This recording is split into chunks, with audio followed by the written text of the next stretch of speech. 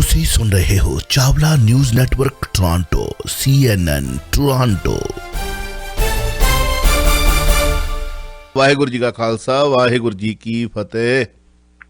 ਵਾਹਿਗੁਰੂ ਜੀ ਕਾ ਖਾਲਸਾ ਤੇ ਵਾਹਿਗੁਰੂ ਜੀ ਕੀ ਫਤਿਹ ਜੀ। ਕੀ ਹਾਲ ਚਾਲ, ਠੀਕ ਠਾਕ ਹੋ?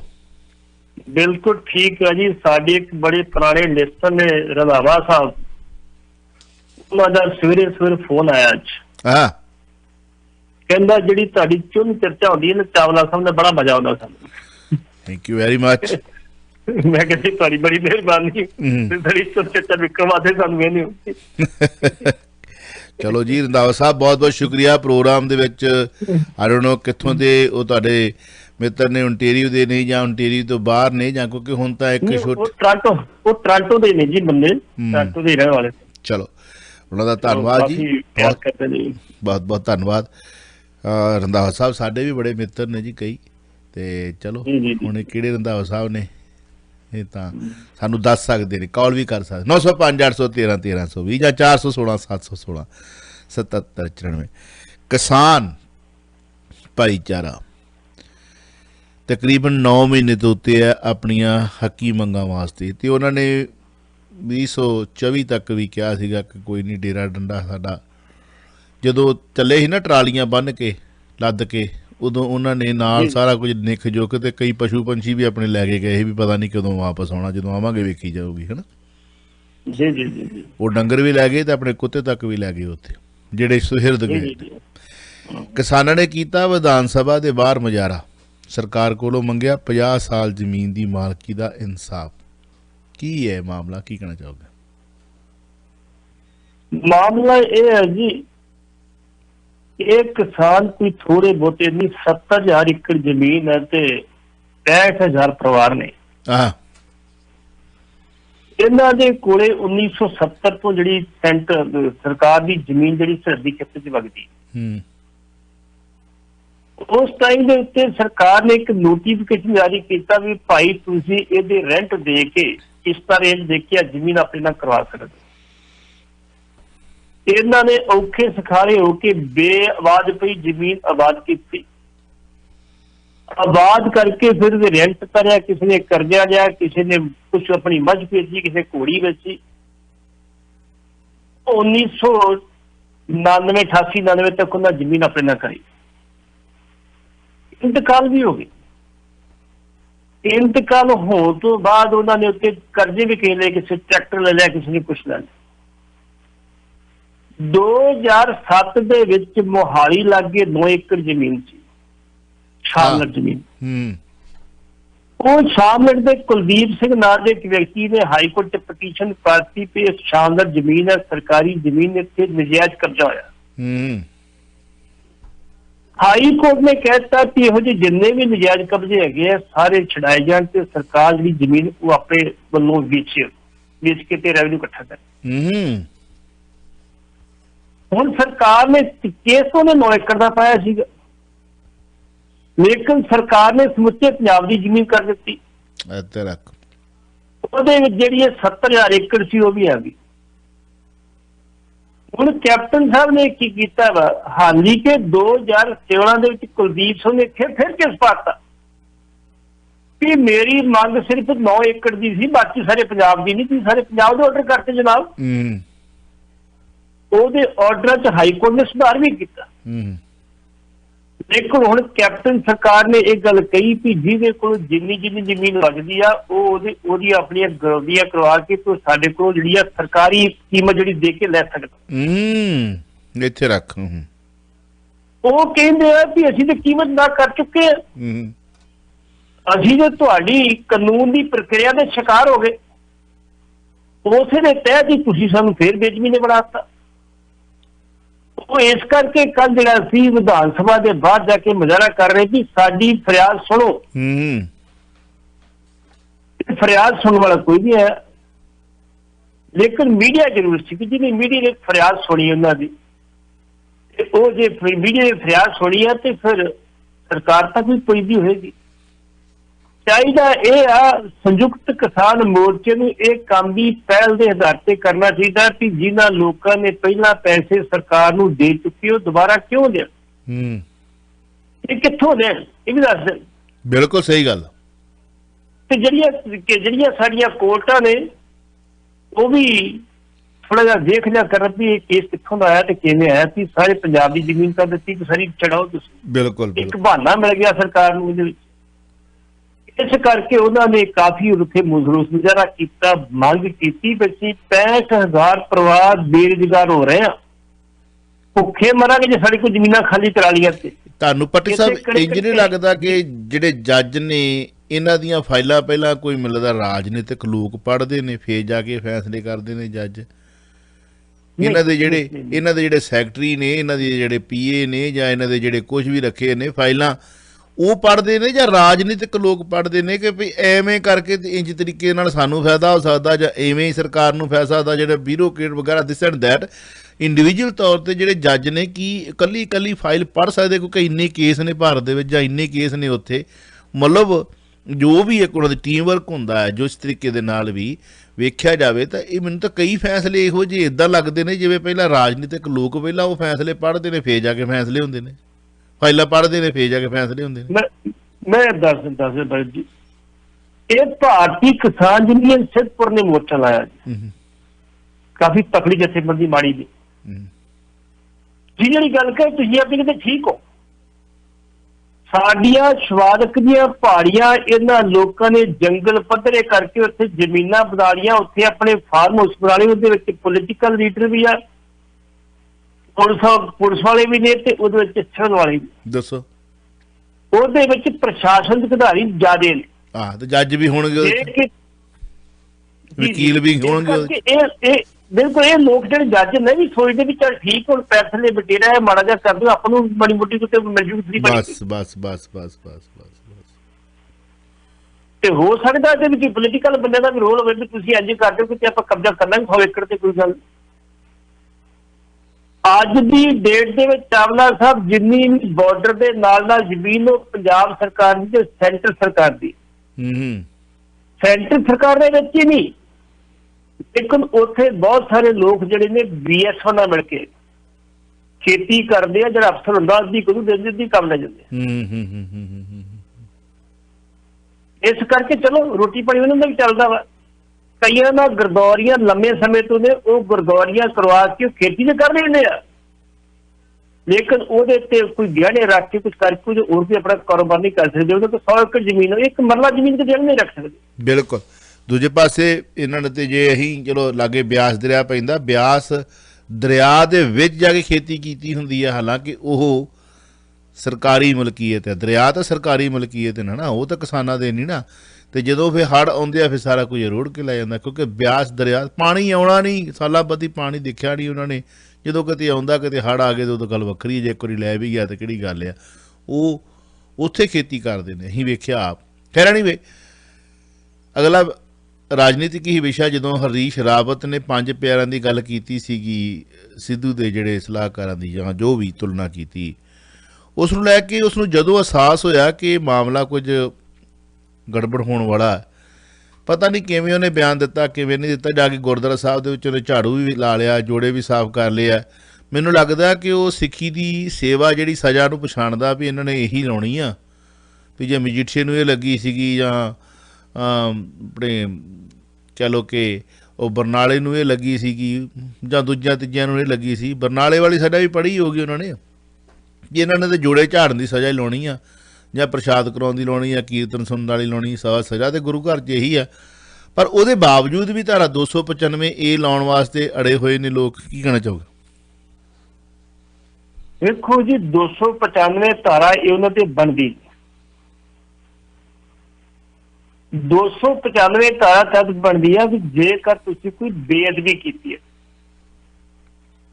ਤੇ ਫਰਜ਼ੀ ਲਫ਼ਜ਼ ਸੀ, ਉਹਨੇ ਗਲਤੀ ਮੰਨ ਲਈ ਆਪਣੀ। ਗਲਤੀ ਮੰਨਣ ਤੋਂ ਬਾਅਦ ਕੱਲ ਜਾ ਕੇ ਨਾਨਕ ਮੱਤੇ ਗੁਰਦੁਆਰੇ ਦੇ ਉੱਤੇ ਆਪ ਸੇਵਾ ਲਾਈ, ਆਪ ਝਾੜੂ ਦੀ ਸੇਵਾ ਕੀਤੀ, ਸੰਗਤਾਂ ਦੇ ਜਿਹੜੇ ਜੋੜੇ ਝਾੜੇ, ਉੱਥੇ ਪਾਠ ਕੀਤਾ, ਲੰਗਰ ਜਾ ਕੇ ਸੇਵਾ ਕੀਤੀ, ਸਾਰੇ ਕੰਮ ਕੀਤੇ ਉਹਨੇ। ਔਰ ਜੋੜੇ ਚੜਾਉਣ ਵਾਲੇ ਵੇਖੋ ਕਿਦਾਂ ਸੰਗਤਾਂ ਨੂੰ ਪਾਸੇ ਕਰਦੇ, ਕਿਦਾਂ VIP ਟ੍ਰੀਟ ਮਿਲਦੀ ਪਈ ਆ। ਵੇਖ ਕਿਦਾਂ ਇਹਨਾਂ ਦੇ ਵੇਖੋ ਹੁਣ ਕੀ ਮੇਰੇ ਮੂੰਹ ਜ਼ਿਆਦਾ ਹੀ ਖੁੱਲ ਜਾਂਦਾ ਕਿਸੇ ਵੇਲੇ। ਵੇਖੋ ਕਿਦਾਂ ਹਰ ਜੋ ਰਾਵਤ ਸਾਹਿਬ ਆਏ ਜੋੜੇ। ਵੇਖੋ ਜਹੇਦਾਰ ਸਾਹਿਬ ਖੁਦ ਕੁਝ ਕੰਨ 'ਚ ਕਹਿ ਰਹੇ, ਸ੍ਰੀ ਸਾਹਿਬ ਫੜੀ ਹੋਈ ਹੈ। ਉਹਦਾ ਦਿਲ ਕਰਦਾ ਮੈਂ ਜੋੜੇ ਝਾੜਦਾ, ਤੁਸੀਂ ਹਰ ਜੋ ਰਾਵਤ ਸਾਹਿਬ ਨਾ ਕਰੋ। ਇਹੀ ਪ੍ਰਧਾਨ ਜੀ ਸੇਵਾ ਲੱਗੀ। ਉਹਦਾ ਦਿਲ ਕਰਦਾ ਮੈਂ ਝਾੜ ਲਵਾਂ ਜੋੜੇ। ਹਾਂ, ਜਿਹੜਾ ਵੇਖੋ ਕੇਸਰੀ ਵਾਲਾ ਇਹ ਵੀ ਕਹਿੰਦਾ, ਉਹ ਦਿਲ ਵੇਖੋ ਕਿੱਦਾਂ ਉਹਦਾ ਅੰਦਰੋਂ ਪਸੀਸਿਆ ਪਿਆ ਵੀ ਰੱਬ ਸਾਹਿਬ ਜੋੜੇ ਝਾੜਦੇ ਪਏ ਆ। ਵੇਖੋ ਫੋਟੋ ਖਿਚਾਉਣੀ ਲੱਖ ਕੀ ਬੱਲੇ ਓਏ ਸਿੱਖੋ, ਇਹਨੂੰ ਕਹਿੰਦੇ ਆ ਸੇਵਾ ਕਰਾਉਣੀ। ਕਿਉਂ ਪਾਟੀ ਸਾਹਿਬ? ਚਾਵਲਾ ਸਾਹਿਬ ਰਾਵਤ ਸਾਹਿਬ ਨੇ ਇੱਕ ਤੀਰ ਨਾਲ ਕਈ ਨਿਸ਼ਾਨੇ ਕੀਤੇ। ਮੈਂ ਮਾਫੀ ਚਾਹੁੰਦਾ ਜੀ, ਮੈਂ TV ਦੇਖ ਰਿਹਾ ਸੀ, ਇੱਧਰ ਲੱਗਾ ਮੇਰੇ ਨਾਲ, ਤੇ ਇੱਧਰਲੇ ਪਾਸੇ ਕੈਮਰੇ 'ਚ ਉੱਧਰ ਦੇਖਦਾ ਪਿਆ ਸੀ। ਜੋੜੇ ਝਾੜਨ ਵਾਲੇ ਨਾਲ ਵੇਖੋ ਕਿੱਦਾਂ ਚਿਮਚਾਗਰੀ ਦੀ ਹੱਦ ਹੋ ਗਈ ਯਾਰ, ਹੱਦ ਹੋ ਗਈ। ਇੱਕ ਤੀਰ ਨਾਲ ਕਈ ਨਿਸ਼ਾਨੇ ਕੀਤੇ ਰਾਵਤ ਸਾਹਿਬ ਨੇ। ਪਹਿਲਾ ਨਿਸ਼ਾਨਾ ਉਹਨੇ ਇਹ ਕੀਤਾ ਵੀ ਸਿੱਖਾਂ ਨੂੰ ਤੇ ਕਹਿਣ ਦੇ ਬਾਵਜੂਦ ਆਪ ਸੇਵਾ ਕਰਕੇ ਦੱਸਦਾ ਵੀ ਮੈਂ ਸਿੱਖੀ ਨੂੰ ਸਮਰਪਿਤ ਕਰਨਾ। ਤੁਹਾਡੇ ਨਾਲ ਜ਼ਿਆਦਾ ਮੈਨੂੰ ਪਤਾ ਤੁਹਾਡੀ ਸਜ਼ਾ ਦਾ। ਠੀਕ ਹੈ ਜੀ। ਦੂਸਰੀ ਚੀਜ਼ ਇਹ ਆ ਵੀ ਨਾਨਕਮਤੇ ਗੁਰਦੁਆਰੇ ਉੱਥੇ ਗਿਆ ਜਿੱਥੇ ਵਿਵਾਦ ਪਹਿਲਾਂ ਚੱਲਦਾ ਸੀ। ਤੀਸਰੀ ਚੀਜ਼ ਰਾਵਤ ਸਾਹਿਬ ਉੱਥੋਂ ਦੇ ਮੁੱਖ ਮੰਤਰੀ ਦੇ ਉਮੀਦਵਾਰ ਨੇ। ਜਿਹੜੇ ਸਰਵੇ ਆ ਰਹੇ ਉਹ ਕਹਿ ਰਹੇ ਵੀ ਰਾਵਤ ਸਾਹਿਬ ਜਿਹੜੇ ਮੁੱਖ ਮੰਤਰੀ ਬਣ ਸਕਦੇ ਆ, ਤੇ ਫਿਰ ਜਿਹੜੇ ਸਿੱਖ ਉਹਦੇ ਪਿੱਛੇ ਕਿਉਂ ਨਹੀਂ ਫਿਰਨਗੇ? ਵੁੱਡ ਵੀ ਚੀਫ ਮਿਨਿਸਟਰ ਉੱਤਰਾਖੰਡ ਜੀ। ਉਹ ਤੇ ਵੇਖੋ ਖੋਣ ਲੱਗਾ, ਮਹਾਰਾਜ ਜੀ ਤੁਸੀਂ ਏਦਾਂ ਨਾ ਕਰੋ, ਹਰ ਜੋ ਬਹੁਤ ਸੇਵਾ ਹੋ ਗਈ ਹੈ। ਰਾਵਤ ਸਾਹਿਬ ਬਹੁਤ ਸੇਵਾ ਕੀ ਨਾ ਚਲੋ ਬਸ ਮੈਨੂੰ ਫੜਾਓ, ਮੈਂ ਕਰ ਦਿੰਦਾ ਮਾਰ ਕੋ, ਤੁਸੀਂ ਕਾਲੀ ਉਹ ਪਿੱਛੇ ਹੋਵੇ ਜਹੇਦਾਰ ਹੱਥ 'ਚ ਫੜਿਆ ਹੋਵੇ ਸ੍ਰੀ ਸਾਹਿਬ। ਹੋਏ ਤੁਹਾਡੀ ਭਲੀ ਹੋ ਜੇ, ਉਹ ਤੁਹਾਨੂੰ ਕਿਤੇ ਬਾਬਾ ਗੁਰੂ ਨਾਨਕ ਆ ਕੇ ਕਿਤੇ ਦਰਸ਼ਨ ਦੇਵੇ, ਉਹਨੂੰ ਡਾਂਗ ਲੈ ਕੇ ਆਉਣਾ ਪੈਣਾ ਹੱਥ ਦੇ ਵਿੱਚ ਇਹਨਾਂ ਨੂੰ ਵੇਖਣ ਵਾਸਤੇ। ਚਲੋ ਰਾਵਤ ਸਾਹਿਬ ਨੇ ਤਾਂ ਆਪਣੀ ਭੁੱਲ ਬਖਸ਼ਾ ਲਈ, ਪਰ ਇਹ ਕਿਦੋਂ ਬਖਸ਼ਾਉਣਗੇ? ਇਹ ਜਿਹੜੀ ਚਿਮਚਾਗਰੀ ਦੀਆਂ ਹੱਦਾਂ ਟੱਪ ਰਹੇ ਨੇ। ਬਾਬੇ ਨਾਨਕ ਦੇ ਇਤਿਹਾਸ ਦੇ ਵਿੱਚ ਹੁੰਦਾ ਵੀ ਆਸਤਾ ਹੱਥ ਕਿਤਾਬ ਕੱਚ। ਵਾਕਿਆ ਤੁਹਾਡੀ ਗੱਲ, ਬਾਬੇ ਨਾਨਕ ਕੋਲ ਡਾਂਗ ਹੈ ਹੀ ਸੀ। ਚਲੋ ਇਸ ਕਰਕੇ ਬਾਬੇ ਨਾਨਕ ਦੀ ਡਾਂਗ ਨਹੀਂ ਫਿਰੀ, ਵਿਚਾਰਿਆਂ ਦੀ ਆਪਣੀ ਜਿਹੜੀ ਸਮੱਗਰੀ ਸੀ ਉਹਦੇ ਨਾਲ ਲੋਕਾਂ ਨੂੰ ਠੀਕ ਕੀਤਾ, ਕਿਹੜੇ ਬੰਦੇ ਨਾਲ ਜੋੜੇ। ਰਾਵਤ ਫਿਰ ਵੀ ਚੰਗਾ ਰਹਿ ਗਿਆ ਵੀ ਉਹਦੇ ਹੱਥ 'ਚ ਬੁਰਸ਼ ਨਹੀਂ ਹੈਗਾ, ਉਹਨੇ ਰਨਿੰਗ ਸ਼ੂ ਨਹੀਂ ਪਾਸ ਕਰ ਦਿੱਤੇ ਫੜ ਕੇ। ਜੀ।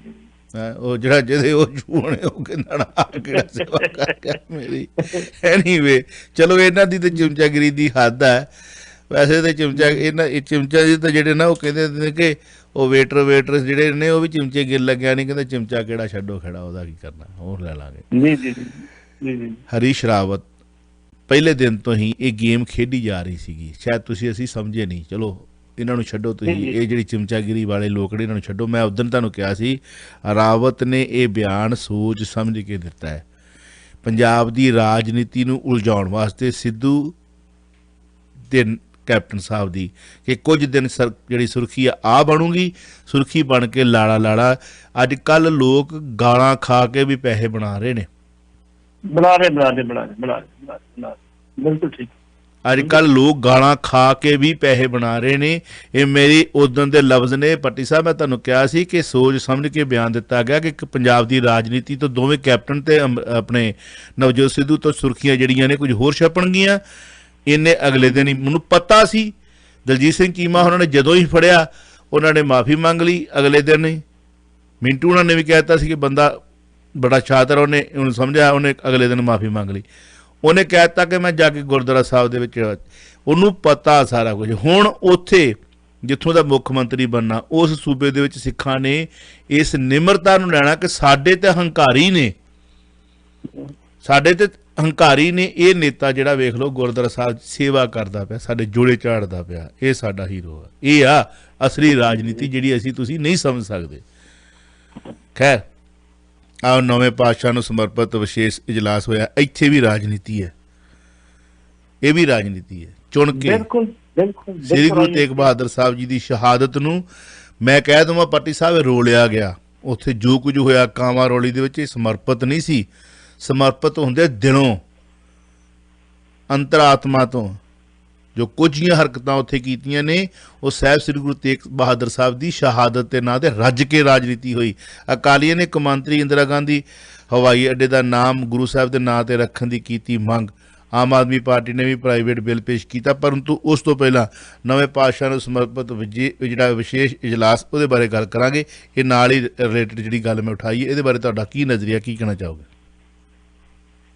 ਪਹਿਲੀ ਗੱਲ ਤੇ ਆ ਵੀ ਕੱਲ ਦਾ ਦਿਨ ਇਹੋ ਜਿਹਾ ਸੀ, ਉੱਥੇ ਕੋਈ ਵੀ ਸਿਆਸੀ ਗੱਲ ਨਹੀਂ ਹੋਣੀ ਚਾਹੀਦੀ।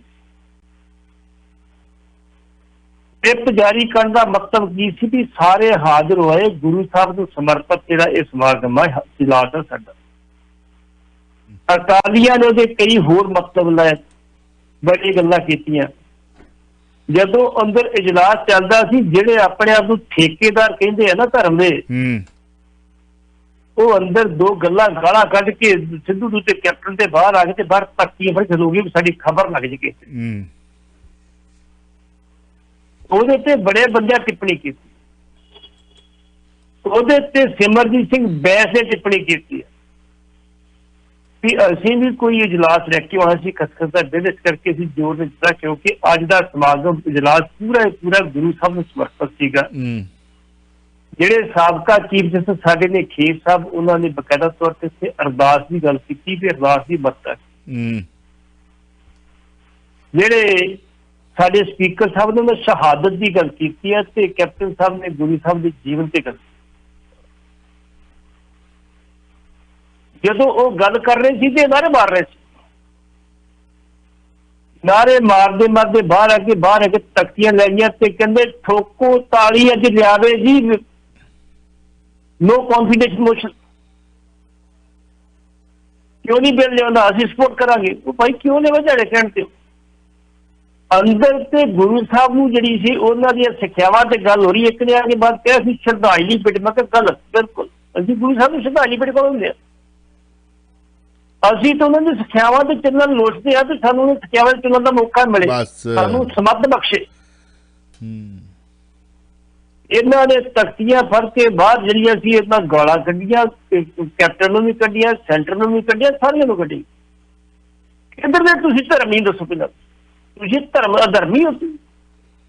ਪਹਿਲੀ ਗਲਤੀ ਤੁਸੀਂ ਉਦੋਂ ਕੀਤੀ ਜਦੋਂ 28 ਅਗਸਤ 2018 ਨੂੰ ਜਿਹੜਾ ਇਜਲਾਸ ਹੋਇਆ ਸੀਗਾ ਬੇਅਦਬੀ ਨੂੰ ਲੈ ਕੇ, ਤੇ ਤੁਸੀਂ ਉਦੋਂ ਬਾਈਕਾਟ ਕੀਤਾ। ਤੇ ਕੋਰ ਕਮੇਟੀ ਜਦੋਂ ਸੁਖਬੀਰ ਸਿੰਘ ਬਾਦਲ ਨੂੰ ਪੁੱਛਿਆ ਜੀ ਤੁਸੀਂ ਬਾਈਕਾਟ ਕਰਕੇ ਗਲਤੀ ਬੜੀ ਕੀਤੀ, ਕਹਿੰਦਾ ਜੀ ਵੱਡੇ ਬਾਦਲ ਸਾਹਿਬ ਹੁਕਮ। ਹੁਣ ਕਿਹੜੇ ਬਾਦਲ ਦੇ ਹੁਕਮ ਦੀ ਗੱਲ ਕਰੋਗੇ? ਹੁਣ ਵੀ ਗੱਲ ਕਰ ਦਿਓ। ਜਿਹੜਾ ਸਿਮਰਜੀਤ ਸਿੰਘ ਬੈਂਸ ਨੇ ਬਾਹਰ ਆ ਕੇ ਕਿਹਾ ਵੀ ਇਹਨੂੰ ਘਟੀਆ ਹਰਕਤ ਅਕਾਲੀ ਦਲ ਵਾਲੇ ਕੋਈ ਹੋਰ ਨਹੀਂ ਕਰ ਸਕਦੇ, ਘੱਟੋ ਘੱਟ ਇੱਕ ਦਿਨ ਤੇ ਬਖਸ਼ ਲਓ। ਗੁਰੂ ਸਾਹਿਬ ਨੂੰ ਅੰਦਰ ਗੋਲੀਆਂ ਸਿੱਖਿਆਵਾਂ ਦੀ ਗੱਲ ਹੋ ਰਹੀ ਹੈ, ਉਹਨਾਂ ਦੀ ਸ਼ਹਾਦਤ ਦੀ ਗੱਲ ਹੋ ਰਹੀ ਹੈ, ਉਹਨਾਂ ਦੀ ਅਰਦਾਸ ਦੀ ਗੱਲ ਹੋ ਰਹੀ ਹੈ, ਤੁਸੀਂ ਆ ਕੇ ਬਾਹਰ ਆ ਕੇ ਮਜ਼ਾਰਾ ਕਰਨ ਦੇ ਉੱਥੇ। ਇਸ ਤਰ੍ਹਾਂ ਹੋਰ ਵੀ ਕਈ ਵਿਧਾਇਕਾਂ ਨੇ, ਜਿਹੜੇ ਅਮਰ ਅਰੋੜਾ ਸੀ ਉਹਨੇ ਵੀ ਗੱਲ ਕਹੀ ਕਿ ਇਹਨਾਂ ਗਲਤ ਕੀਤਾ, ਜੋ ਕੀਤਾ ਇਹਨੂੰ ਨਹੀਂ ਸੀ ਕਰਨਾ ਚਾਹੀਦਾ। ਇਹ ਵੀ ਆਉਣ ਵਾਲੇ ਸਮੇਂ 'ਚ ਇਸ਼ੂ ਬਣੇਗਾ, ਇਹ ਮੁੱਦਾ ਬਣੇਗਾ ਆਉਣ ਵਾਲੇ ਸਮੇਂ 'ਚ।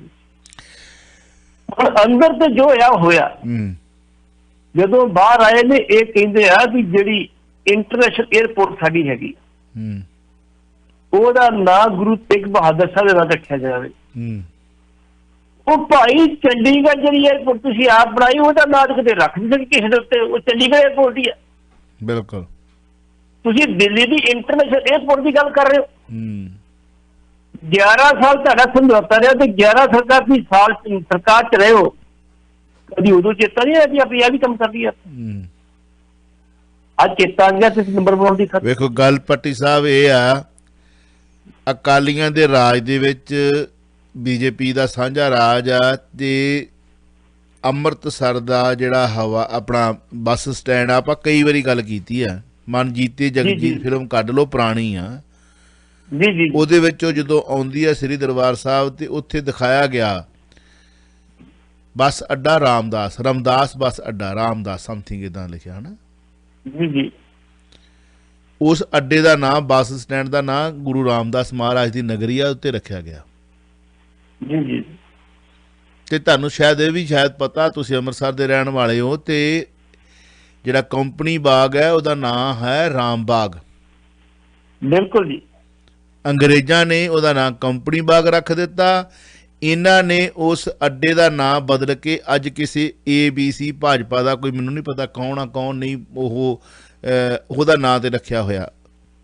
ਠੀਕ ਹੈ, ਤੇ ਰੱਖਿਆ ਕਿੰਨੇ? ਇਹਨਾਂ ਨੂੰ ਪੁੱਛੋ, ਤੁਸੀਂ ਸਾਡੇ ਨਾਲ ਬਹਿ ਕੇ ਕਿਤੇ ਗੱਲ ਤੇ ਕਰੋ, ਅਸੀਂ ਕਿਤੇ ਤੁਹਾਡਾ ਸਵਾਲ ਕਰੀਏ। ਮੁੱਖ ਮੰਤਰੀ ਕੌਣ ਸੀ ਉਦੋਂ? ਸਰਕਾਰ ਕਿਹਦੀ ਸੀ? ਕੌਣ ਸੀ ਮੁੱਖ ਮੰਤਰੀ? ਤੁਸੀਂ ਸ੍ਰੀ ਅੰਮ੍ਰਿਤਸਰ, ਜਿਹਦੀ ਰਜਿਸਟਰੀ ਸ੍ਰੀ ਅੰਮ੍ਰਿਤਸਰ ਗੁਰੂਆਂ ਨੇ ਕਰਾਈ ਹੈ ਚੱਕ ਰਾਮਦਾਸ ਦੇ ਨਾਂ ਦੇ ਉੱਤੇ, ਤੁਸੀਂ ਉਸ ਅੱਡੇ ਦਾ ਨਾਂ ਇੱਕ ਉਸ ਬੰਦੇ ਦੇ ਨਾਂ ਤੇ ਰੱਖਦੇ ਹੋ ਜਿਹਦਾ ਇਤਿਹਾਸ ਦੇ ਵਿੱਚ ਬਿਲਕੁਲ ਕਿਤੇ ਜ਼ਿਕਰ ਅਸੀਂ ਪੜ੍ਹਿਆ ਹੀ ਨਹੀਂ ਆ, ਸਾਡੀ ਜਨਰੇਸ਼ਨ ਨੂੰ ਨਹੀਂ ਪਤਾ। ਪਰ ਗੁਰੂ ਰਾਮਦਾਸ ਮਹਾਰਾਜ ਦਾ ਤੇ ਜਨਰੇਸ਼ਨ ਦਾ ਸਾਰਿਆਂ ਨੂੰ ਪਤਾ ਨਾ। ਅੰਮ੍ਰਿਤਸਰ ਜਿਹੜਾ ਵੀ ਆਉਂਦਾ ਉਹਨੂੰ ਤਾਂ ਗੁਰੂ ਰਾਮਦਾਸ ਮਹਾਰਾਜ ਦਾ ਪਤਾ। ਤੁਸੀਂ ਉਹਨੂੰ ਨਹੀਂ ਥਾਂ ਦੇ ਸਕੇ ਤੇ ਤੁਸੀਂ ਆਪਣੀ ਪੀੜ੍ਹੀ ਥੱਲੇ ਸੋਟਾ ਮਾਰੋ। ਤੁਸੀਂ ਉਸ ਕੌਮਾਂਤਰੀ ਇੰਦਰਾ ਗਾਂਧੀ ਹਵਾਈ ਅੱਡੇ ਦਾ ਨਾਂ ਰੱਖਣ ਦੀ ਕੋਸ਼ਿਸ਼ ਕੀਤੀ, ਚੰਡੀਗੜ੍ਹ ਦਾ ਤੁਸੀਂ ਜ਼ਿਕਰ ਕਰ ਦਿੱਤਾ, ਤੇ ਤੁਸੀਂ ਤਾਂ ਅੰਮ੍ਰਿਤਸਰ ਦੇ ਬੱਸ ਅੱਡੇ ਦਾ ਨਾਂ ਬਦਲ ਦਿੱਤਾ। ਬਿਲਕੁਲ ਬਦਲ। ਇਹ ਅਕਾਲੀਆਂ ਨੂੰ ਜਾਂ ਅਕਾਲੀਆਂ ਦੇ ਚਾਹੁਣ ਵਾਲਿਆਂ ਨੂੰ ਚੰਗਾ ਨਹੀਂ ਲੱਗਣਾ। ਅਸੀਂ ਵੀ ਅਕਾਲੀਆਂ ਦੇ ਵਿੱਚੋਂ ਹੀ ਆ, ਪਰ ਉਹ ਅਕਾਲੀ ਫੂਲਾ ਸਿੰਘ ਦੇ ਵਾਰਸਾਂ ਚੋਂ ਅਸੀਂ ABC ਅਕਾਲੀ ਨਹੀਂ। ਅਸੀਂ ਸਾਨੂੰ ਕੁਝ ਗੱਲਾਂ ਯਾਦ ਨੇ ਜਿਹੜੀਆਂ ਅਸੀਂ ਕਹਿ ਦਿੰਦੇ ਮੁੜ ਕੇ ਅੱਗ ਬਲਦੀ ਆ। ਤੁਸੀਂ ਸ੍ਰੀ ਅੰਮ੍ਰਿਤਸਰ ਦੇ ਵਿੱਚ ਬੱਸ ਅੱਡੇ ਦਾ ਨਾਂ ਬਦਲ ਕੇ ਰੱਖ ਦਿੱਤਾ, ਤੇ ਅੱਜ ਤੁਸੀਂ ਮੰਗ ਕਰਦੇ ਹੋ ਕੌਮਾਂਤਰੀ ਇੰਦਰਾ ਗਾਂਧੀ ਹਵਾਈ ਅੱਡੇ ਦਾ ਨਾਂ। ਹੋਰ ਕਿੰਨੇ ਨਾਂ ਨੇ ਜਿਹੜੇ ਰੱਖੇ ਜਾ ਸਕਦੇ ਸੀ ਗੁਰੂਆਂ ਸਾਹਿਬਾਂ ਦੇ ਨਾਂ ਤੇ? ਚਲੋ ਉਹ ਰੱਖਣ ਦੇ ਅਸੀਂ ਹੱਕ 'ਚ ਵੀ ਨਹੀਂ ਹੈਗੇ, ਉਹ ਰੱਖਣ ਦੇ ਭੱਟੀ ਸਾਹਿਬ ਮੈਂ ਪਰਸਨਲ ਤੌਰ ਤੇ ਹੱਕ 'ਚ ਨਹੀਂ ਹੈਗਾ ਕਿ ਉੱਥੇ ਖਲੋ ਕੇ ਕਿਸੇ ਨੇ ਸਿਗਰਟ ਪੀਣੀ ਆ, ਸ਼ਰਾਬ ਪੀਣੀ ਆ, ਉੱਥੇ ਕਰਮ ਹੋਣੇ ਆ। ਤੇ ਜਿੱਥੇ ਗੁਰੂ ਸਾਹਿਬ ਦਾ ਨਾਮ ਆ ਉੱਥੇ ਇਹੋ ਜਿਹੀ ਚੀਜ਼ ਨਹੀਂ ਹੋ ਸਕਦੀ। ਅਗਲਾ ਕੁਐਸਚਨ ਕਰ ਲਈ, ਤੁਸੀਂ ਕੁਝ ਕਹਿਣਾ ਚਾਹੋਗੇ? ਤੇ ਕਹਿ ਰਹੇ ਸੀ ਕੁਝ ਤੁਸੀਂ। ਦੂਜਾ ਦਾ ਕਿਹਾ, ਇੱਕ ਤੇ ਕਿਹਾ, ਦੂਸਰਾ ਕਿਹਾ ਵੀ ਗੁਰੂ ਤੇਗ ਬਹਾਦਰ ਜੀ ਦਾ ਜਿਹੜਾ ਕਹਿੰਦਾ ਪ੍ਰਕਾਸ਼ ਉਤਸਵ, ਇਹਨੂੰ ਨੈਸ਼ਨਲ ਲੈਵਲ ਤੇ ਹਿਊਮਨ ਰਾਈਟਸ ਦਿਵਸ ਮਨਾਇਆ ਜਾਂਦਾ। ਲੇਕਿਨ ਪ੍ਰਗਟ ਸਿੰਘ ਇਹਨਾਂ ਤੋਂ ਇੱਕ ਕਦਮ ਅੱਗੇ ਚਲਾ ਗਿਆ। ਉਹ ਕਹਿੰਦਾ ਨੈਸ਼ਨਲ ਨਹੀਂ, ਇੰਟਰਨੈਸ਼ਨਲ ਤੇ ਮਨਾਇਆ ਜਾਵੇ, ਤੇ ਇੰਡੀਆ ਗਵਰਨਮੈਂਟ ਬਕਾਇਦਾ ਤੌਰ ਤੇ ਇਹਦੇ ਬਾਰੇ ਦੇ ਵਿੱਚ ਜਿਹੜੀ ਆ UN ਨੂੰ ਲਿਖੇ। UN ਦੇ ਵਿੱਚ ਜਦੋਂ ਉੱਥੇ ਵਾਰਤਾਲਾਪ ਹੁੰਦੀ ਹੈ ਨਾ, ਫਿਰ ਇਤਿਹਾਸ ਫਰੋਲੇ ਜਾਂਦੇ। ਤੁਹਾਨੂੰ ਪਤਾ ਉਹ ਪਿੱਛੇ ਜੇ ਇੱਕ ਸਿੱਖਾਂ ਦਾ ਇਤਿਹਾਸ ਇੱਕ ਮੁਸਲਮਾਨ ਨੇ ਫਰੋਲਿਆ ਸੀਗਾ, ਜਿਹਨੇ 2 ਵੱਡੇ ਕਾਰਜ ਵੀ ਕਰਵਾਏ ਸੀ UN ਦੇ ਕੋਲ। ਇਸ ਕਰਕੇ ਉਹ ਹੈ ਵੀ ਪਾਕਿਸਤਾਨ ਦਾ ਸੀਗਾ। ਇਸ ਕਰਕੇ ਉਹਨੇ ਕਿਹਾ ਇੰਟਰਨੈਸ਼ਨਲ UN ਨੂੰ ਲਿਖੋ ਵੀ ਇਹ ਗੁਰੂ ਤੇਗ ਬਹਾਦਰ ਸਾਹਿਬ ਦੀ ਕੁਰਬਾਨੀ ਆ, ਜਿਹੜਾ ਉਹਨਾਂ ਦਾ ਸ਼ਹਾਦਤ ਹੋਈ ਆ, ਉਹ ਇੰਟਰਨੈਸ਼ਨਲ ਦੀ ਸ਼ਹਾਦਤ ਬਣਦੀ ਆ, ਆਪਣੇ ਧਰਮ ਵਾਸਤੇ ਨਹੀਂ। ਗੁਰੂ ਤੇਗ ਬਹਾਦਰ ਸਾਹਿਬ ਦੀ ਸ਼ਹਾਦਤ ਉਹਦੇ ਵਾਸਤੇ ਹੋਈ ਆ ਕਿ ਜਿਹੜਾ ਜਨੋਈ ਪਾਉਣ ਤੋਂ ਪਹਿਲੇ ਪਾਤਸ਼ਾਹ ਨੇ ਮਨਾ ਕੀਤਾ ਸੀ, ਉਸ ਜਨੋਈ ਦੀ ਰਾਖੀ ਵਾਸਤੇ ਕੀਤੀ। ਇਸ ਕਰਕੇ ਇੰਟਰਨੈਸ਼ਨਲ ਆ ਰੱਖਿਆ ਜਾਣਾ ਚਾਹੀਦਾ। ਇਹਦੇ ਵਿੱਚ ਜਿਹੜੇ ਅਮਨ ਅਰੋੜਾ ਵਾ, ਉਸ ਤੋਂ ਬਾਅਦ ਉਹ ਆਏ, ਉਹਨਾਂ ਨੇ ਕਿਹਾ ਵੀ ਕੈਪਟਨ ਅਮਰਿੰਦਰ ਸਿੰਘ ਨੇ ਕਿਹਾ ਸੀ ਤੇ ਅਸੀਂ ਬਿਜਲੀ ਸਮਝੌਤੇ ਰੱਦ ਕਰਾਂਗੇ, ਕਿਉਂ ਨਹੀਂ ਕੀਤੇ ਕਿ ਉਹ ਰੱਦ ਕੀਤੇ ਜਾਣ। ਦੂਸਰੀ ਗੱਲ ਉਹਨਾਂ ਕਿਹਾ, ਦੂਜਾ ਜਿਹੜਾ ਮਤਾ ਜਾਂਦਾ ਉਹਨਾਂ ਦਾ ਦੂਜਾ ਮਤਾ ਜਾਂਦਾ, ਉਹਨਾਂ ਕਹਿੰਦਾ ਵੀ ਜਿਹੜੀ ਸਿੱਧੂ ਕਹਿ ਰਿਹਾ ਬਿਲਕੁਲ ਠੀਕ ਕਹਿ ਰਿਹਾ ਵੀ ਸ਼ਰਾਬ ਕਾਰਪੋਰੇਸ਼ਨ ਬਣਨੀ ਚਾਹੀਦੀ ਹੈ, ਵਾਈਨ ਕਾਰਪੋਰੇਸ਼ਨ ਬਣਨੀ ਚਾਹੀਦੀ ਆ। ਉੱਤੇ 40,000 ਲੋਕਾਂ ਨੂੰ ਰੁਜ਼ਗਾਰ ਮਿਲੂਗਾ, ਨਾਲ ਸਾਨੂੰ ਰੈਵਨਿਊ 5,000 ਦੀ ਬਜਾਏ 35,000 ਆਊਗਾ। ਜਿਹੜੇ ਆંકੜੇ ਕੱਢੇ ਸੀ ਸਿੱਧੂ ਸਾਹਿਬ ਅੱਗੇ ਦੱਸੋ ਕਿ ਕੀਤਾ ਪੜਾਉਣ ਦੀ ਕਰਨਾ ਵਾ, ਤੇ ਉਹਨਾਂ ਵੀ 2 ਮਤ ਰੱਖੇ। ਤੀਜਾ ਮਤਾ ਹੈਗਾ ਸੀ ਆਪਣੇ ਮਾਨਯੋਗ ਸਿਮਰਜੀਤ ਬੈਂਸ ਦਾ ਕਿ ਖਸਖਸ ਦੀ ਖੇਤੀ ਕਰਨ ਦਾ ਮਤਾ ਉਹਨਾਂ ਦਾ ਵੀ ਠੀਕ ਸੀਗਾ। ਲੇਕਿਨ ਉਹਨਾਂ ਕਿਹਾ ਵੀ ਜਿਹੜਾ ਅਗਲਾ ਹਾਊਸ ਆਊਗਾ 3-4 ਦਿਨ ਦਾ ਮੁੜ ਕੇ ਸੈਸ਼ਨ ਵਾਲਾ, ਉਹਦੇ ਵਿੱਚ ਅਸੀਂ ਮਤੇ ਠੋਕ ਵਜਾ ਕੇ ਰੱਖਾਂਗੇ। ਅੱਜ ਸਿਰਫ ਗੁਰੂ ਸਾਹਿਬ ਨੂੰ ਜਿਹੜਾ ਸਮਰਪਿਤ ਆਜ਼ਾਦ ਸੀਗਾ, ਤੇ ਧਰਮ ਦੇ ਠੇਕੇਦਾਰਾਂ ਨੇ ਜਿਹੜੀ ਤੁਹੀਨ ਕੀਤੀ ਉਸ ਨਾਲ ਜੀ। ਮਦਨ ਢੀਂਗਰਾ ਜੀ ਉਹਦਾ ਨਾਂ ਮੈਨੂੰ ਯਾਦ ਆ ਗਿਆ, ਧੰਨਵਾਦ। ਮਦਨ ਲਾਲ ਢੀਂਗਰਾ ਜੀ, ਹਾਂਜੀ। ਚਲੋ ਦੇਸ਼ ਦੀ ਵੇਖੋ ਉਹਨਾਂ ਦਾ ਨਾਂ ਸੀ ਸ਼ਹਾਦਤ, ਪਰ ਸਭ ਤੋਂ ਵੱਡਾ ਗੁਰੂ ਸਾਹਿਬ ਦੀ ਧਰਤੀ, ਪਾਵਨ ਪਵਿੱਤਰ ਧਰਤੀ, ਤੇ ਨਾਂ ਉਹ ਸੀ ਪਹਿਲਾਂ। ਸਵਾਲ ਇਹ ਹੈ, ਨਾਂ ਸੀ ਗੁਰੂ ਰਾਮਦਾਸ ਮਹਾਰਾਜ ਦੇ ਨਾਂ ਤੇ, ਉਹ ਆਪਣਾ ਬੱਸ ਸਟੈਂਡ ਸੀ, ਨਾਂ ਸੀ ਉਹਨਾਂ ਦਾ। ਉਹ ਢਾਹ ਕੇ ਕਿਉਂ ਕੀਤਾ ਗਿਆ? ਸ਼ਹਾਦਤ ਹੈ ਠੀਕ ਆ, ਕੋਈ ਮੰਨ ਲਓ, ਪਰ ਨਾਂ ਕਿਉਂ ਢਾਇਆ ਗਿਆ? ਇਹ ਕਿਸੇ ਨੇ ਪੁੱਛਿਆ? ਹੁਣ ਇਹ ਬਨਾਰਸ ਦੇ ਵਿੱਚ, ਕਾਂਸ਼ੀ ਦੇ ਵਿੱਚ, ਕੁਝ ਹੋਰ ਸ਼ਹਿਰਾਂ ਦੇ ਵਿੱਚ ਜਿਹੜੇ ਪਾਵਨ ਪਵਿੱਤਰ ਸ਼ਹਿਰ ਨੇ ਹਿੰਦੂ ਧਰਮ ਦੇ, ਉੱਥੇ ਮੀਟ ਸ਼ਰਾਬ ਦੀ ਪਾਬੰਦੀ ਦੀ ਗੱਲ ਉੱਠੀ ਹੈ, ਇਹਨਾਂ ਨੇ ਇਹ ਮੰਗ ਕੀਤੀ ਆ ਕਿ ਆਨੰਦਪੁਰ ਸਾਹਿਬ, ਸ੍ਰੀ ਅੰਮ੍ਰਿਤਸਰ ਸਾਹਿਬ ਜਾਂ ਜਿਹੜੇ ਹੋਰ ਸਾਡੇ ਇਤਿਹਾਸਕ ਜਿਹੜੇ 5 ਤਖ਼ਤਾਂ ਦੀ ਤੁਸੀਂ ਗੱਲ ਕਰਕੇ ਵੇਖੋ ਕਿ ਉੱਥੇ ਸ਼ਰਾਬ ਮੀਟ ਬੰਦ ਕਰ ਦਿਓ। ਕਰੋ ਹਾਂ ਗੱਲ, ਇਹ ਮੁੱਦੇ ਉਠਾਓ ਤਾਂ। ਚਾਵਲਾ ਸਾਹਿਬ, ਇੱਕ ਬਕਾਇਦਾ ਤੌਰ ਤੇ ਕਾਰਪੋਰੇਸ਼ਨ ਨੇ ਮਤਾ ਪਾਸ ਕੀਤਾ ਸੀ ਅੱਜ ਤੋਂ 30 ਸਾਲ ਪਹਿਲਾਂ। ਉਸ ਮਤੇ ਦੇ ਮੁਤਾਬਕ ਇਹ ਸੀਗਾ ਕਿ ਇਨਸਾਈਡ ਸਿਟੀ, ਜਿਹੜਾ ਪੁਰਾਣਾ ਸਿਟੀ ਹੈ, ਉਹਦੇ ਅੰਦਰ ਨਾ ਤਾਂ ਕੋਈ ਮੀਟ ਦੀ ਦੁਕਾਨ ਹੋਊਗੀ ਤੇ ਨਾ ਸ਼ਰਾਬ ਦੀ ਹੋਊਗੀ। ਹੋਇਆ ਕਿ ਠੇਕੇਦਾਰਾਂ ਨੇ ਜਿਹੜੀ ਦੁਕਾਨਾਂ ਸੀ ਉਹ ਬਾਹਰ ਲਿਆਂਦੀ ਆਪਣੀ ਸ਼ਰਾਬ ਦੀ। ਬਾਹਰ ਲਿਆਉਣ ਤੋਂ ਫਿਜਿਟਸ ਨੇ ਐਂਟਰ ਕੀਤੀਆਂ ਉਹ ਗੇਟਾਂ ਦੇ ਉੱਤੇ, ਗੇਟਾਂ ਦੇ ਬਾਹਰ ਹੋ ਗਈਆਂ, ਤੇ ਹੁਣ ਫਿਜਿਟਸ ਦੇ ਅੰਦਰ ਵੀ ਜਾ ਰਹੀ ਨੇ। ਮੀਟ ਦੀਆਂ ਦੁਕਾਨਾਂ ਅੰਦਰ ਚੱਲੇ ਗਈਆਂ ਨੇ, ਸਾਰੀਆਂ ਹੈਗੀਆਂ, ਸ਼ਰਾਬ ਦੀਆਂ ਚਲੇ ਚਲੇ ਮੀਟ ਦੀਆਂ ਦੁਕਾਨਾਂ, ਸ਼ਰਾਬ ਦੀਆਂ। ਤੁਸੀਂ ਸ਼ਰਾਬ ਉੱਥੇ 5 ਤਾਰਾ ਹੋਟਲ ਨਹੀਂ ਹੈਗਾ ਤੁਹਾਡਾ? ਹਾਲਗੇਟ ਦੇ ਵਿੱਚ ਕਿੰਨੇ ਹੋਟਲ ਵਧੀਆ ਹੈ?